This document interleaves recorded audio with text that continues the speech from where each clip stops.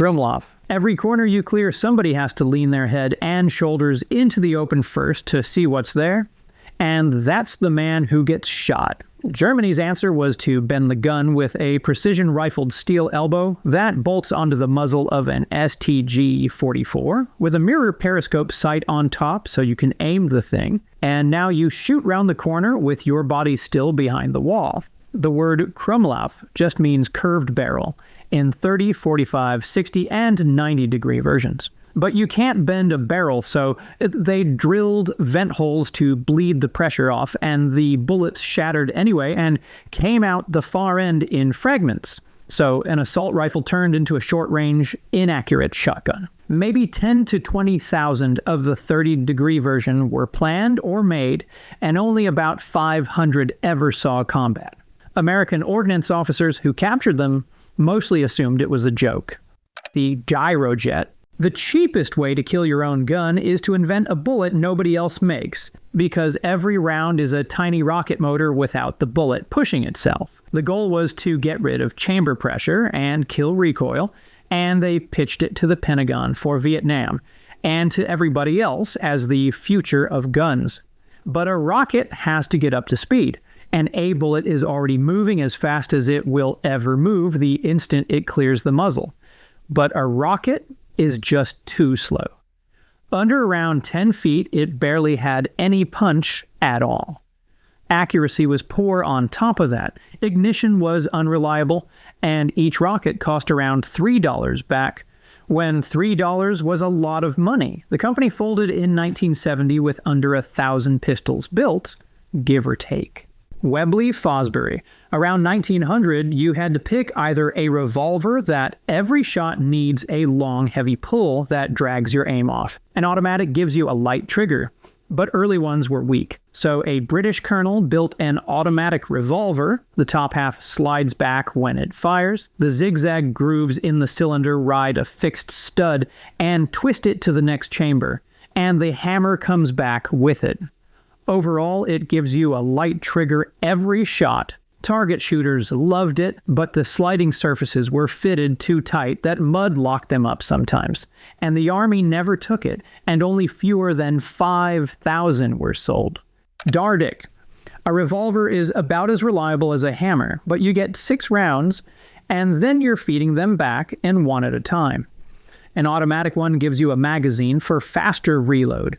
But in 1958, nobody had a gun that gave you both.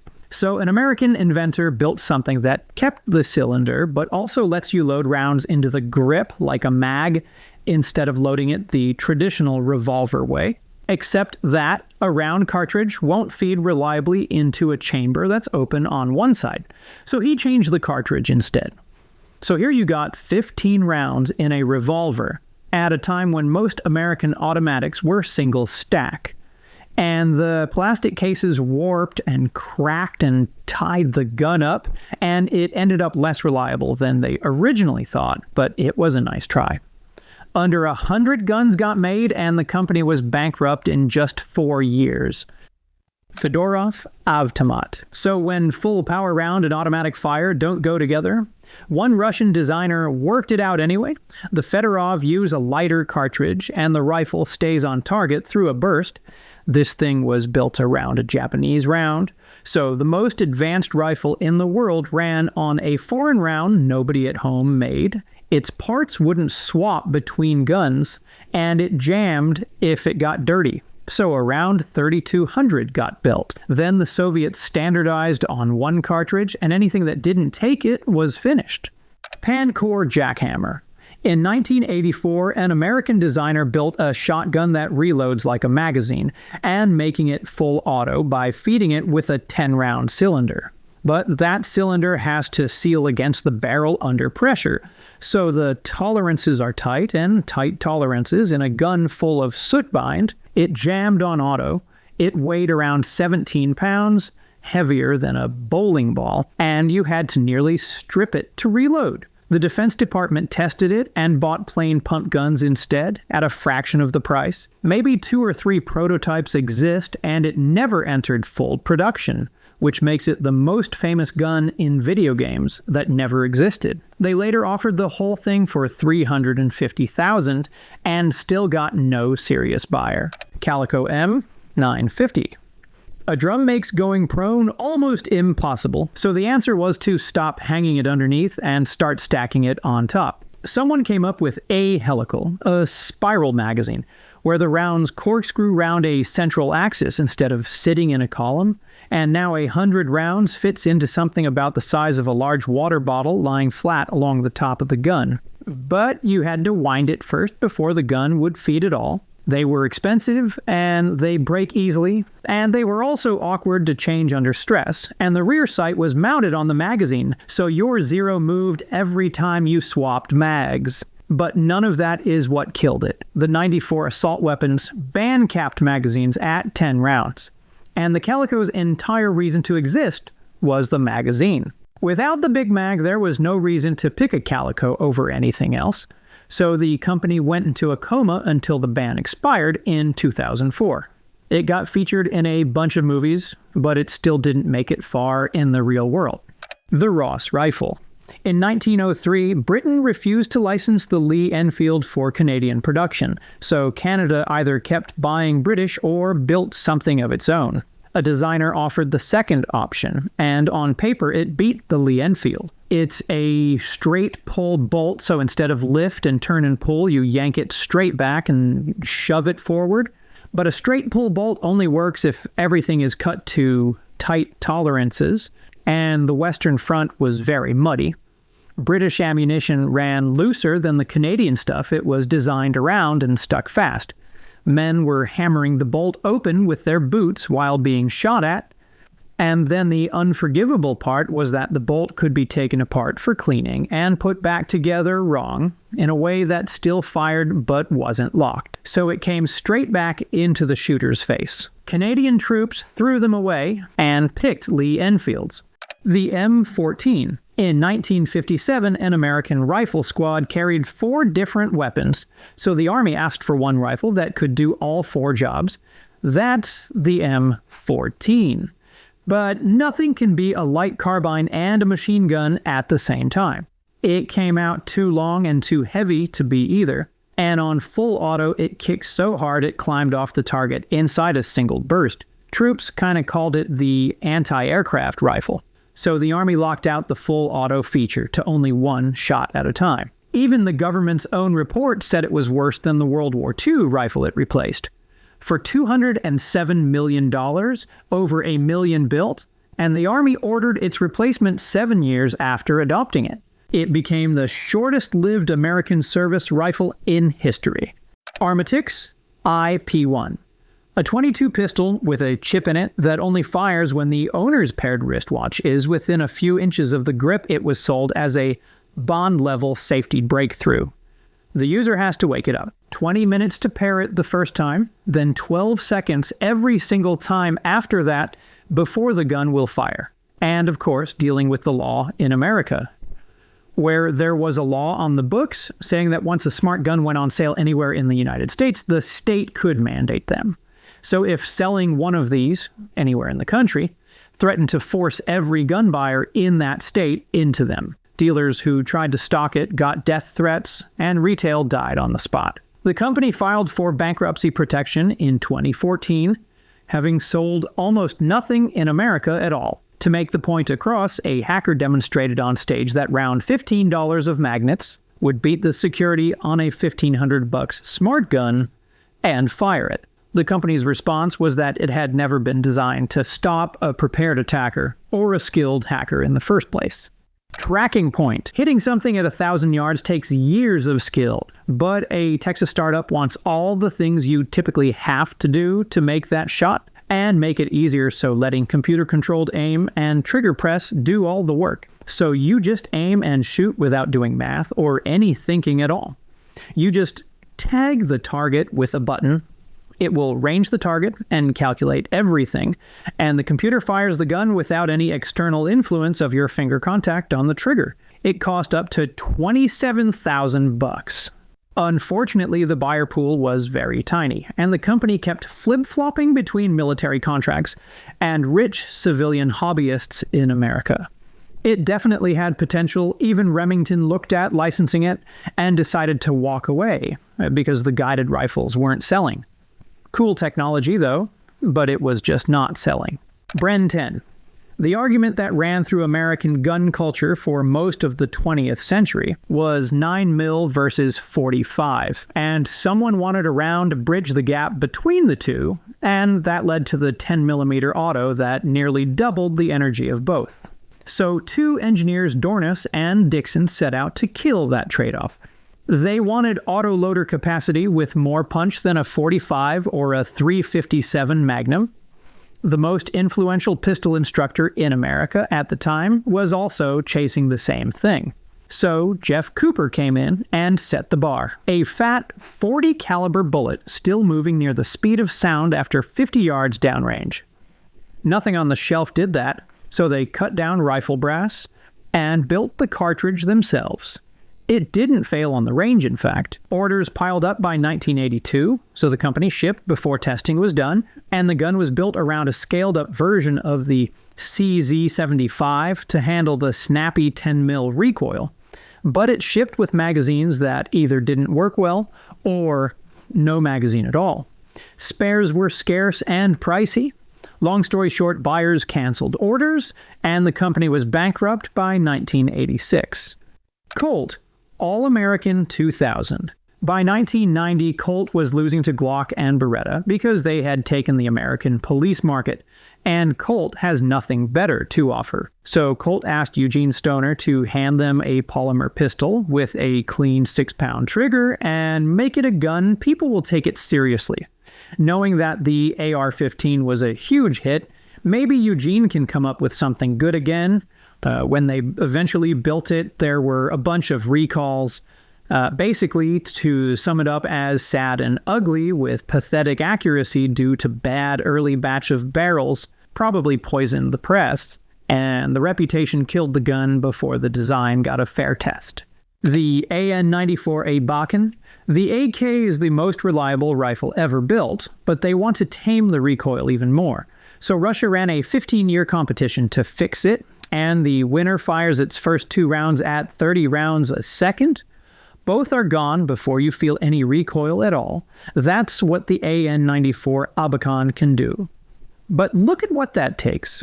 The whole barrel assembly slides backwards while the gun fires, and a pulley and cable drags the next round out of a magazine tilted off to one side.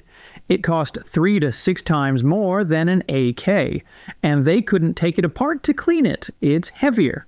And all those internals choke faster on mud and sand. The Mars automatic. By 1897, Germany was selling automatic pistols, and Britain was still on revolvers, so one of Britain's biggest revolver makers went looking for a way in. The engineer they found didn't want to compete.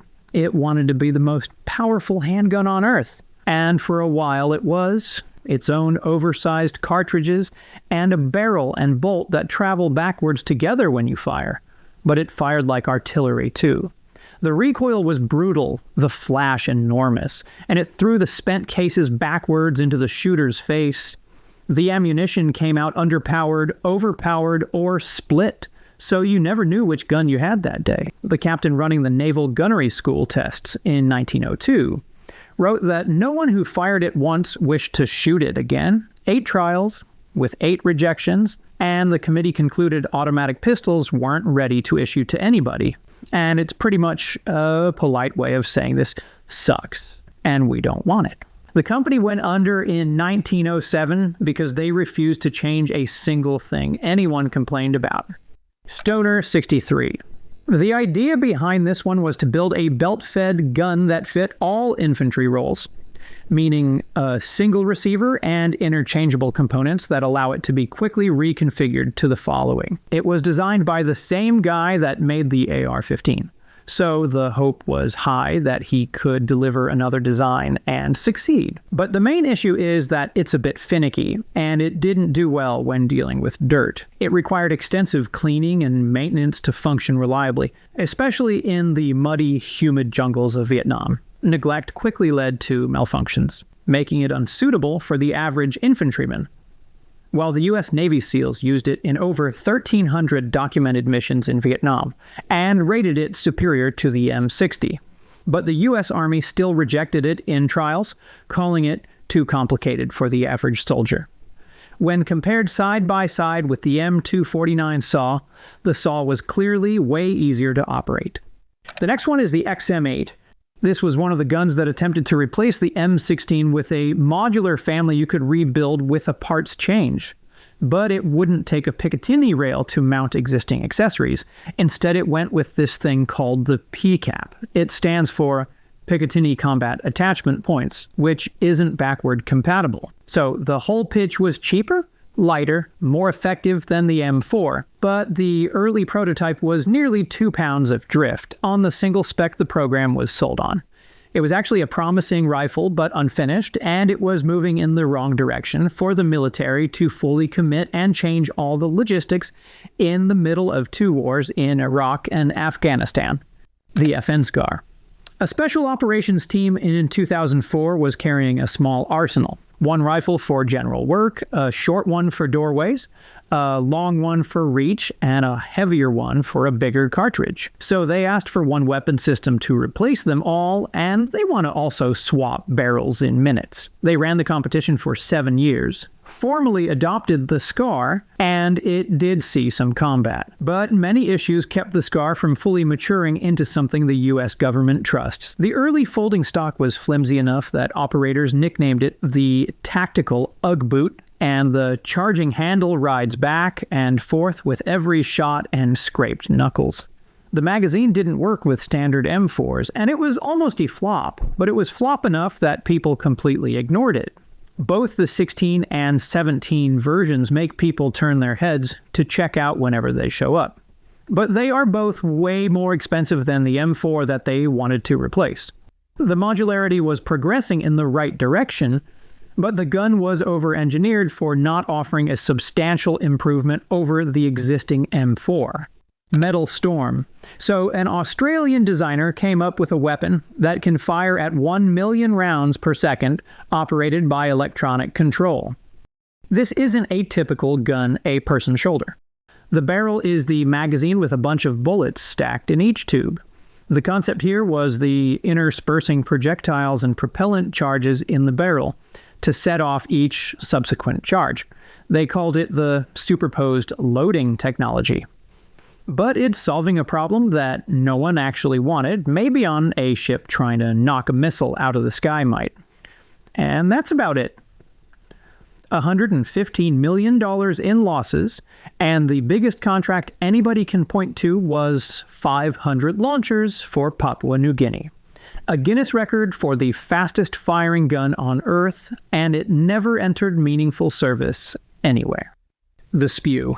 And while the M14 was falling apart, the U.S. Army wanted something that can fire bursts of tiny steel darts alongside 40mm grenades. Basically, the concept wanted to move away from traditional marksmanship accuracy toward maximizing the volume of fire and hit probability at typical combat ranges. They wanted enough area-effective damage with the 40mm, and they wanted high-speed bursts of flechettes to attack point targets to basically have more hits.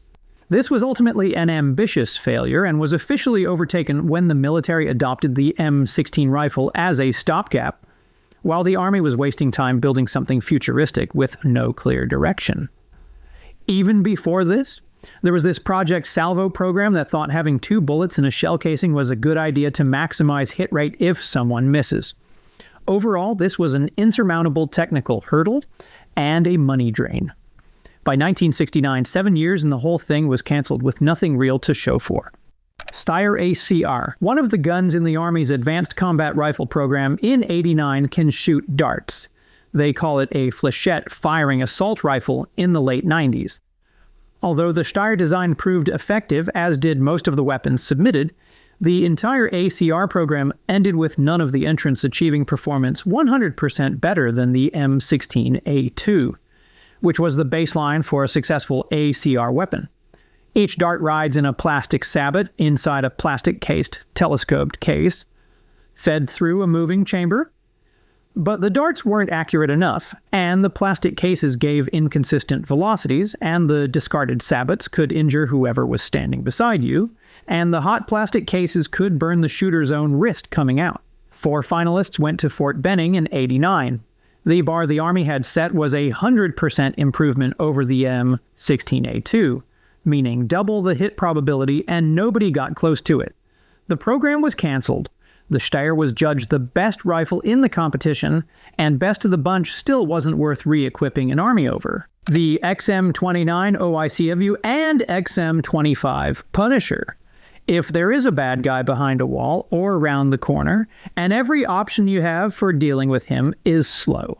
So what if the soldier can just fire a grenade over the wall and kill? That's the idea behind the XM29, a rifle with a computerized 20mm airburst launcher stacked on top of it. The laser rangefinder measures the distance to roughly where the guy is, and tells the round to fly exactly that far and detonate in midair. But it came in at around 18 pounds, and its 20mm round turned out too weak to do the job anyway. So they cut the rifle half off and kept the launcher, and the standalone version, the XM25 Punisher, still weighed around 14 pounds and held only a handful of rounds. It was just too heavy and cumbersome, and the ammo that they could carry wasn't worth giving up. Like the M4 with the M203 attached can absolutely get the job done. Plus, a double-feed detonation during training injured a soldier, which then the military immediately terminated it. With costs projected to pass $835 million. It went nowhere. The H&K G11. West Germany came up with a caseless round with the bullet buried inside it, so there's nothing left to eject to lower jams. It fires 3 rounds fast enough that all 3 leave the barrel before recoil moves it. And it worked. That's what makes this one different. It got finished, it got certified, and the Bundeswehr approved buying 300,000. Then the Berlin Wall came down. Reunification ate the defense budget, and the caseless ammunition didn't fit NATO's standard round, so Germany would need its own supply chain, separate from every ally. 300,000 ordered, 265 built, and most of those were prototypes. The cancellation nearly took H&K down with it, and the survivors are locked in museums. It's the only gun here that got all the way to yes, and still locked away with nothing. If you like this video, be sure to hit the sub button, and you may find these interesting to watch